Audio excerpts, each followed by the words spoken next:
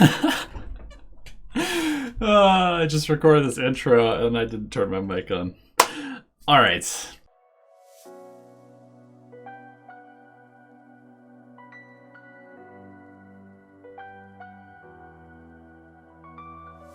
What's up, everyone? This is Donnie, aka Elevated. Thank you for tuning into another video here on Dota Alchemy. And this one is sponsored by Skillshare, who we are super happy to be working with again. They continue to support the channel, and hopefully they can continue to support you guys on your quest to learn stuff. And basically what Skillshare is it's a platform that has a bunch of experts in various fields, a wide variety of different endeavors or skills that you might want to learn.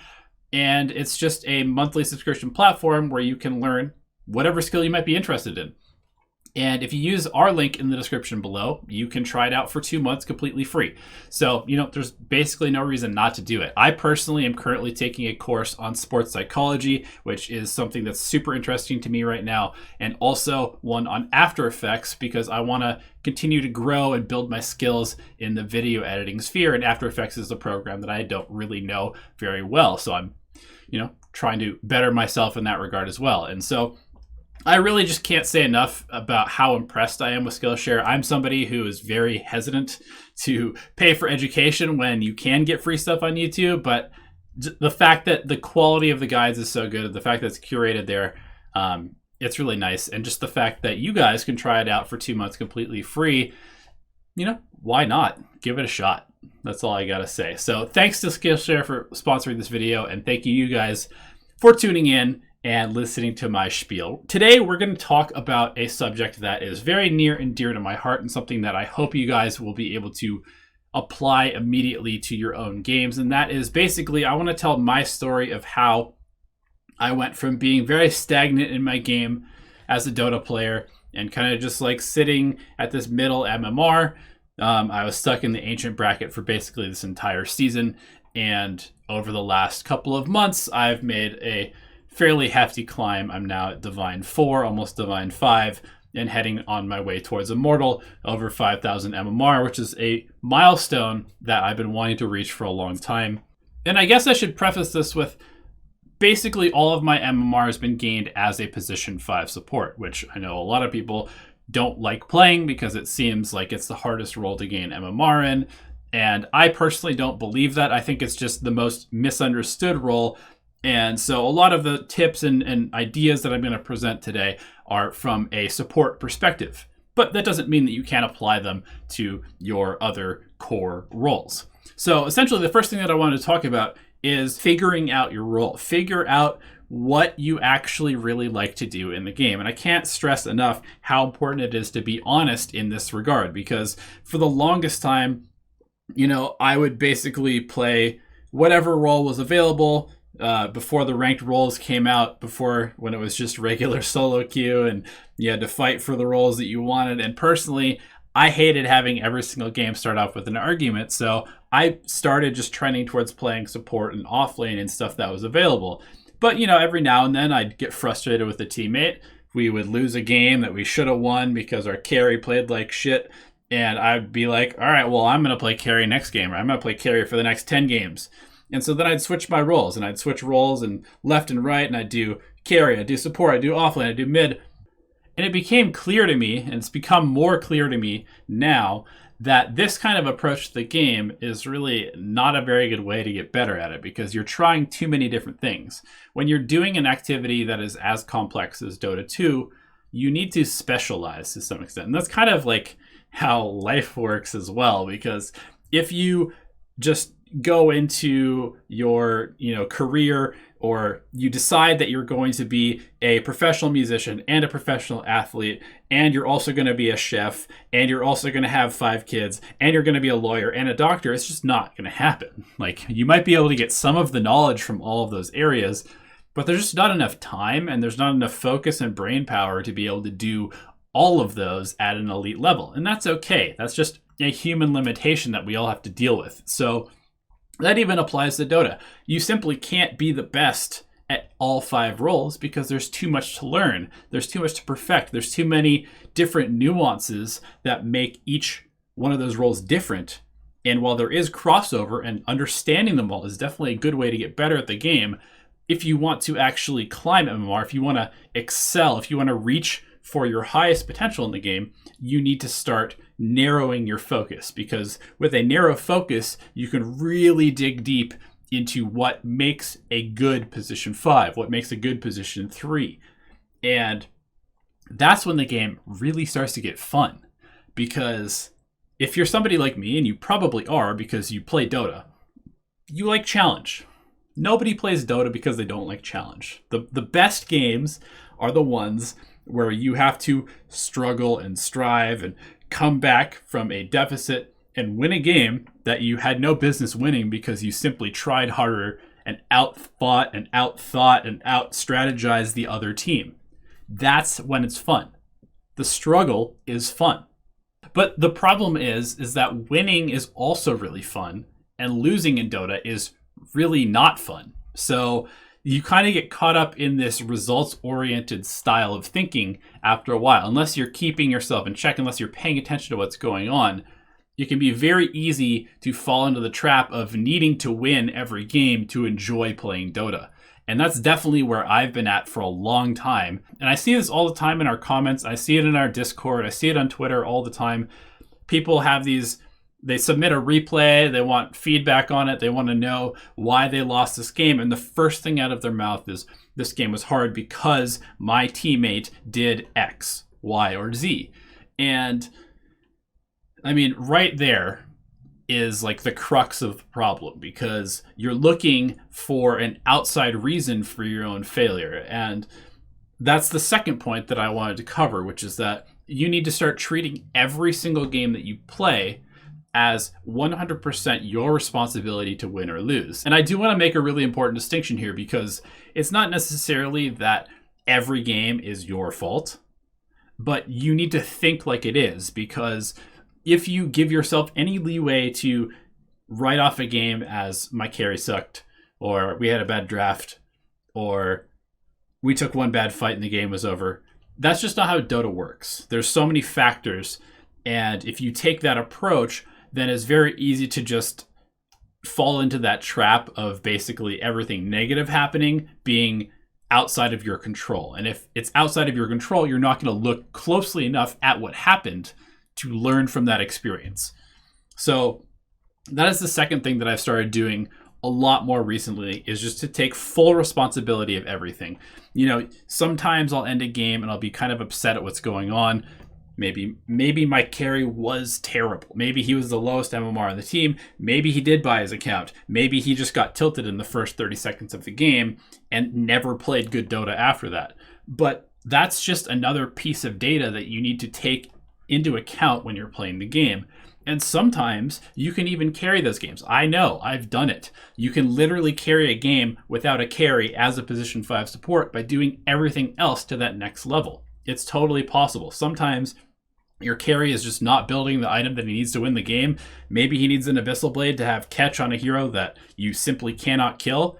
And you are the 5 support and you've got Tranquil Boots and a wand at 25 minutes. And you just say, my carry is not doing his job. I'm going to build a Hex. I'm going to build an Abyssal Blade myself. And you do it and you win the game because of it. That's just a part of the game, at least when it comes to solo queue, because the communication is not so good and because the teamwork is pretty lacking. Once every 100 games, you just have to become the carry, and you have to be able to recognize those scenarios by looking at them and not just writing the game off as my carry sucked and there's nothing I can do about it, because that's just not true. There's always something you can do about it. There's always more that you can learn and more that you can do to get better.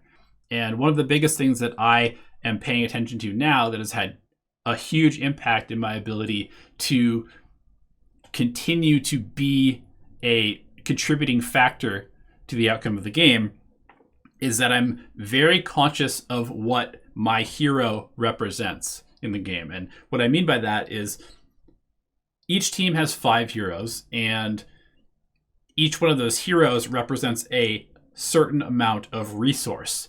And that resource can be applied to create pressure on the map. It can be applied to create vision on the map. It can be applied to a team fight to create damage and control. It can be applied to a certain part of the map to depush. And there's just so many ways that a hero can be used to accomplish different things in the game. And you need to recognize that your hero is a set amount of resources that helps these different tasks be accomplished. And so when you are looking at the game, you need to have this global perspective of, I am a piece of resources that my team can use. And if certain things are not being done, then you need to think about allocating some of your resources, some of your time, some of your mana, some of your positioning to doing these other pieces, these other jobs that are required to win a game. So sometimes that means that you need to split push. Sometimes you need to show up for team fights. Sometimes you need to go on a warding mission regardless of your role.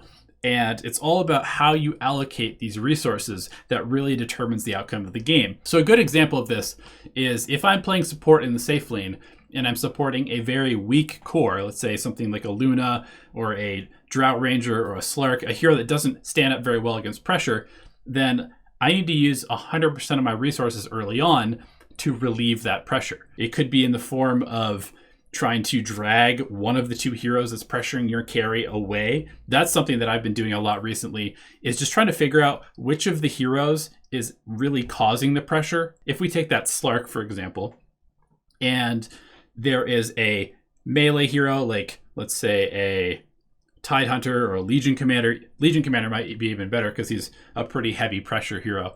And then there's also a Wind Ranger in the lane. Then it's actually the Wind Ranger that's creating pressure, because the Slark, especially with a couple of levels, can somewhat trade with the Legion Commander, can create even a little bit of pressure on the Legion Commander. But if it's the Legion Commander trading with the Slark, and then the Wind Ranger also hitting the Slark, then none of those trades between the Slark and the Legion Commander are going to be good. So it's the Wind Ranger that's actually the problem in this lane, and not the Legion Commander. And then I need to dedicate my resources to shutting down the Wind Ranger, to driving the Wind Ranger out of lane, or luring the Wind Ranger out of lane if I'm a much weaker hero than it. Sometimes you find yourself in the opposite scenario, and you're in a lane with a hero that can take over the lane with just a small head start. So let's say you're laning with a Juggernaut, for example, and the hero that you're playing against maybe is like a Necrophos, or a hero that can be pressured by Juggernaut's spin, especially when Juggernaut has boots, because they just simply cannot get away from him. And with a couple levels in Blade Fury and boots, the Juggernaut can just kill them every time they come into the lane.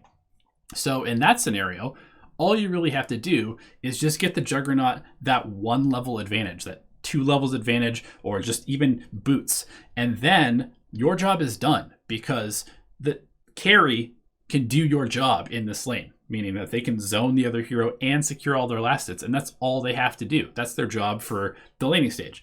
And that means that you can literally leave the lane as early as 3 or 4 minutes into the game, whereas in a scenario where you're laning with a weak hero, you might need to stick around for 5 or 6 minutes. So the next thing that I want to talk about is your ability to sort of reevaluate your hero picks, your style of play every 10 or 15 games, and assess whether what you're doing is working or not. And this is really important as you climb ranks, because what might have worked 200 MMR ago might not be working as well now, or might not work in the future. And so you need to continually be able to reflect on how you're playing the game and what's working and what's not working. And I can say that as you rank up, the game gets played faster, you get punished more quickly for being out of position, you can lose your team fights by showing on the map too much. And so again, this is one of those scenarios where you need to be very engaged in the learning process, because if you're not paying attention to all these small things, you're going to miss them. You're going to miss this potential that you have for getting better at the game. And one of my favorite tools for this kind of thing is Dota Buff, where I will go on Dota Buff every couple of weeks, and I'll filter by the last week or the last month of matches that I've played, and I'll just look at my different hero win rates. And one of the best examples for me right now is Undying. It's a hero that I think I won 9 or 10 straight games on at the beginning of the month or in the last couple of months. Since then, I have maybe won 1 game. And so what was working on Undying for me earlier on is no longer working for me. And I haven't been able to figure out why that is. And so if I continue to pick Undying, I'm actually going to be holding myself back from climbing to higher MMR. Or I need to just say, all right, I'm going to eat the losses and I'm going to figure out why I'm losing on Undying. And sometimes that's an approach that you have to take as well. So that brings me to my next point, which is that sometimes you need to be willing to lose. And I think that this is probably one of the most important points, because I think we get very protective of our MMR because we feel like, if it's not high enough, we're going to be judged. If we feel like we only have fun when we win, when our MMR goes up, if that's where our self-esteem is somewhat reliant on the MMR number, being higher and higher and proving that we're not wasting our time, proving that we are as smart as we think we are maybe about the game. And you need to be willing to lose it. If you are doing anything scared, honestly, you're not going to do it fully. And that's something, honestly, that if you look at this last TI9, that OG embodies perfectly, is that they are not afraid to lose games. They will do crazy stuff. They will do extremely risky stuff. They will pick weird heroes. They will do whatever they feel like because they just don't care if they win or lose. Obviously they would have been sad if they lost TI, but in the moment, in the game itself, they don't care. And that's so important, because if you are in this sort of mindset where, maybe the laning stage doesn't go well, and so then you're just like, I'm just going to sit on my side of the map and try and hope that I can farm my BKB or farm up my Battle Fury and then farm up my Manta and then farm up my Basher and then farm up my BKB and just hope that the other team allows me to do this. And this mindset is so prevalent. It's so prevalent in pubs. It's just not going to work very well. You're giving the power of the game over to the other team. You're asking them, hey, will you make a mistake for me to be able to have a chance? And chances are that you're not going to get that opportunity. You need to create the opportunities for yourself. And to do so, you're going to have to take risks. You're going to have to push out in a dangerous spot. The biggest thing here is that if you are afraid to lose your MMR, then that's always going to be in the back of your mind. You're always going to make decisions that are safe. You're going to try and do things that will, hold on to that precious 25 points. Every single time you're in a tough game, you have to take risks. You have to do things that will shake it up, that will break the deadlock of two equally matched teams, or that will offset the fact that your team might be worse than the other team. The only way to do this is take risks. And so if you care about your MMR, then you are holding yourself back. And I gotta say that the most deeply that I have felt this is when last year at TI8, I was one game away from hitting 5K, and that was, a goal that I wanted to do. I wanted to hit 5K. And I played a game, and I just so badly wanted to win it that that's all I could care about. I was like, after this game, I'm going to be 5K. After this game, I'm going to be 5K. And of course I lost, because I'm focusing on something that's in the future instead of the game. And then I lost the next one, and I just went on this huge downward spiral of being like, oh, I lost that game, and I lost the next one. Man, my team sucked. I lost that next one now. And then I'd lose another one. And then it's like, wait, did I actually deserve to be that close to being 5K? Did I actually deserve the MMR that I have, or am I being carried by my team? And now you're having this downward spiral of self-doubt, and so you're not taking these risks, you're not doing anything aggressive, you're not playing the game freely and having fun. Everything is a chore, everything is scary, and that is just a losing mindset. So you have to get over that. If you are afraid of losing your MMR, you are going to completely stagnate as a player. All right, everybody, I think this video has gone on long enough. I know that I've just kind of rambled about a bunch of stuff. Hopefully you enjoyed it. Let me know what you thought in the comment section below. And shout out one more time to Skillshare. Thank you guys for sponsoring this channel. And everybody who's watching, be sure to check out Skillshare for free with the link in the description below. All right, guys, good luck in your games, and we will see you in another video very soon.